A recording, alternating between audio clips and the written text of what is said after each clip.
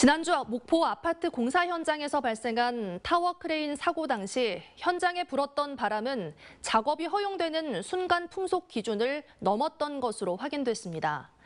그런데 현장 타워 크레인 기사들은 강풍이 불더라도 사실상 작업 중지를 요청하긴 어렵다고 말합니다. 어떤 이유가 있는 건지 안준호 기자가 취재했습니다. 목포의 한 아파트 신축 공사 현장에서 강풍에 힘없이 꺾여버렸던 타워 크레인 사고. 당시 목포를 포함해 전남 해안 대부분은 강풍주의보가 발효돼 있던 상황이었습니다.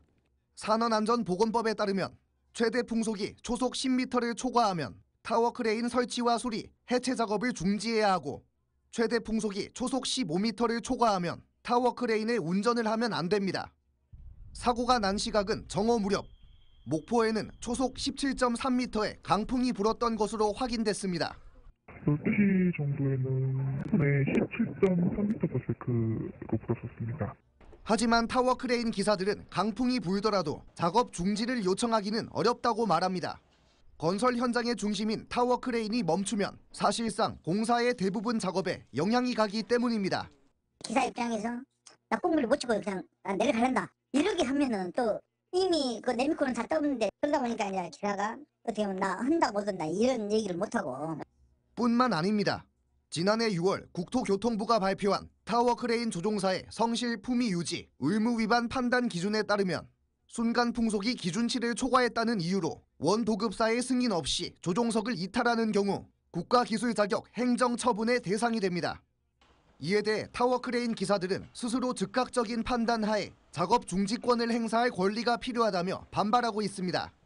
강풍 속 1분 1초가 위험한 상황에서 원도급사의 작업 중지 승인을 기다리는 것조차 위험하다는 겁니다. 타워기사들 건폭으로 몰고 근무 혜택 이런 걸로 몰고 그러다 보니까 현장에서 기사가 위험하다 이런 게 안 통해요. 기상청에서 발표한 대로라면 그날은 타워 크레인 조종사 스스로도 작업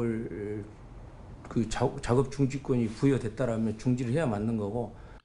협곡과 빌딩 등 현장 지형에 따라 예측할 수 없이 돌변하는 건설 현장 속 강풍.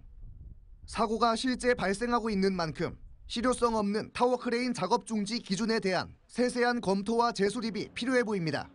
MBC 뉴스 안준호입니다. 언제 어디서나 내 손 안의 뉴스. 광주 MBC 뉴스 유튜브 구독으로 함께하세요.